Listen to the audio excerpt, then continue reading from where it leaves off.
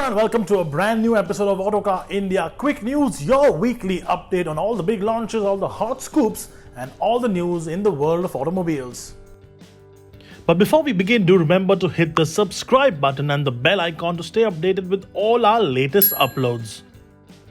Now, as we did last week, let's first go through what the automakers are doing to make their owners' lives a little bit easier during this unfortunate second wave of the COVID-19 pandemic. Volkswagen and Audi customers whose warranties, both standard and extended, and services that are due or missed between April 1st and May 31st can now avail of the service till June 30th. Furthermore, VW customers with a valid prepaid service package whose maintenance was due in April or May will now get an extension till June 30th at no extra cost. Similarly, Mercedes-Benz owners whose standard warranty and service plans which were due to expire between April 15th and May 31st will now be valid till June 30th. The company is also extending the period of purchase of extended warranty if the customer's standard warranty of 3 years has expired between April 15th and May 31st. Additionally, Mercedes has acquired several permissions from the authorities to provide roadside assistance to their customers. Honda Motorcycles and Scooters India Private Limited has announced extension of warranty and free service benefits till July 31st, 2021. Honda has said that the extension is applicable for all Honda motorcycle and scooter owners whose vehicles' free service, warranty and extended warranty was originally ending between April 1st and May 31st, 2021. KTM India has announced that their service and warranty period on all their motorcycles will be extended till July 31st, 2021. The offer will be applicable for all those customers whose warranty and free services are valid until May 31st, 2021. Bajaj Auto has extended the free service period of all its vehicles that were scheduled to have services in the month of April and May. These scheduled services have now been extended to July 31st, 2021. Hero MotoCorp has stated that the validity of standard warranty and all free services has been extended by 60 days from the date of lapse. Hero says that this will prevent customers from visiting or gathering at service stations. It will also help those who can't access service centers due to COVID-19 induced lockdowns in their areas. Let's start off with more general news now, and first up, it's news from Toyota. The Toyota Yaris is all set to be replaced by a new car in the Toyota lineup. This new car will be a rebadged version of the Maruti Suzuki Ciaz and will be called the Toyota Belta. The Belta will have a new face similar to the changes made on the Maruti Suzuki Vitara Brezza by Toyota when it was introduced as the new Urban Cross. The Belta will be powered by a 1.5-litre petrol engine that will get a mild hybrid setup and either a manual or a 4-speed torque converter automatic gearbox. Apart from the mild difference in the front end, expect the Toyota to also have better warranty than the Maruti offering. The new Citroen C3 is India-bound as a sub-4-meter SUV, and now it's been leaked, but not as spy pictures or pictures in general, but pictures of a scale model of the car. Let's have a closer look at what it looks like. The new Citroen C3 will be the entry-level offering for the French brand in India and is a sub-4-meter SUV that takes on the likes of the Maruti Suzuki Vitara Brezza, the Kia Sonet, Hyundai Venue and others. It offers typically Citroen-like looks with the split front headlamp design, incidentally a look that Citroen pioneered and has been aped by several other automakers in India and internationally since then. Overall, the C3 looks quite sporty, especially with this two-tone paint job. It will be powered by a 1.2-litre petrol engine mated to a 5-speed manual gearbox. There are also talks of a DCT automatic for this model.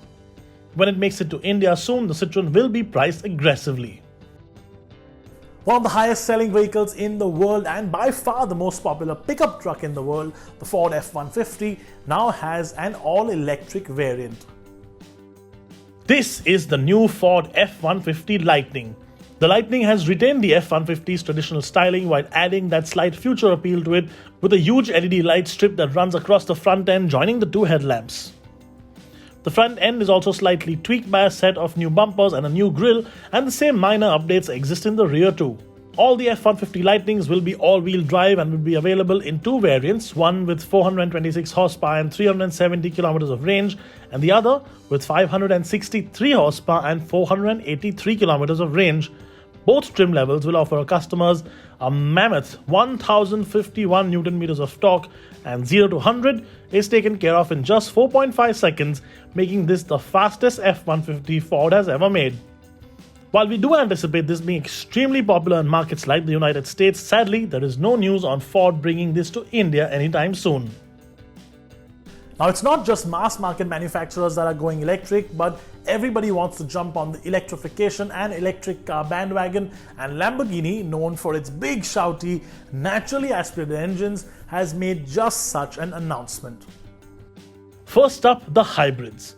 The Urus SUV and the replacements for the Huracan and the Aventador will be hybrids by 2024. All three cars in the model lineup, which will account for Lambo's entire range at the time, will get plug-in hybrid tech, with the automaker looking to reduce vehicle emissions by up to 50% by the start of 2025. The flagship Aventador replacement will, however, retain a V12 engine. Lamborghini has also made the big announcement, its first ever electric vehicle, a GT 2+2-seater, which will be launched in the second half of this decade. The new vehicle will be on an updated platform and is likely to share a fair few components from the likes of Porsche and Audi, and will even see tech inflow from Rimac, of which Porsche owns a significant stake in. Let's move on to two wheels now, and first up, another launch from Triumph in India. Triumph has launched two limited edition Scramblers in India, the Scrambler 1200 Steve McQueen and the Scrambler 900 Sandstorm. The Scrambler 1200 Steve McQueen has been conceived in association with the McQueen family. It is inspired by the original competition spec Triumph TR6 that Steve McQueen used to carry out a jump sequence in the 1963 movie The Great Escape, probably one of the greatest Hollywood scenes on two wheels ever. Each motorcycle has a few interesting touches that add to the sense of exclusivity. This includes a unique Steve McQueen branding on the fuel tank and the handlebar, and each bike comes individually numbered and with a certificate of authenticity bearing the bike's VIN number, as well as signatures of Triumph CEO Nick Bloor and Chad McQueen, the son of Steve McQueen. The Street Scrambler 900 Sandstorm Edition pays homage to Triumph's adventures in the deserts of the Baja Peninsula, Barstow, and the El Mirage to the Mojave. It gets a special paint job, a headlight grille, a tail tidy kit, and a few more accessories as standard. Only 25 of these will be allocated to India. The Triumph Scrambler 1200 Steve McQueen edition is priced at 13,75,000 rupees, while the Sandstorm 900 is priced at 9,65,000 rupees. Royal Enfield has issued a major recall for its Meteor 350 Classic and Bullet. Let's have a look at what the defective part was and how many bikes in total have been affected. Royal Enfield has issued a recall for 236,966 units of the Meteor 350, the Bullet and the Classic that were sold in India, Thailand, Indonesia, Philippines, Malaysia, Australia and New Zealand. Royal Enfield has said that it has discovered a defect in the ignition coil that could cause misfiring, reduced vehicle performance and in rare cases an electrical short circuit. The impacted bikes involve the Meteor 350 manufactured and sold between December 2020 and April 2021, and the Classic and Bullet manufactured and sold between January and April 2021. Dealerships are set to reach out to owners affected, or one can check directly if their bikes fall within the affected period by contacting one of the local Royal Enfield workshops. Yamaha has taken the wraps off its new super sport. It's the YZF R7. Yamaha has taken the wraps off the new YZF R7, its new super sport machine. The YZF R7 replaces the YZF R6 as the company's road-legal super sport that sits between the R3 and the R1.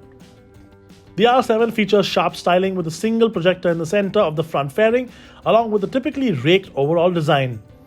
It also has large openings in the side fairing that will help dissipate hot air.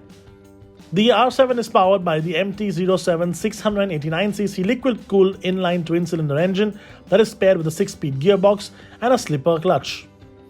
The engine develops 73.5 horsepower and 67 Nm of torque. A quick shifter is also offered as an option. It would also get adjustable suspension. So far though, there's been no indication of Yamaha India's plans of launching the R7 in India.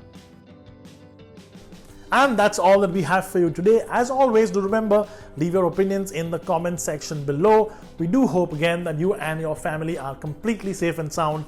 Thank you so much for watching, and we'll see you as always next week.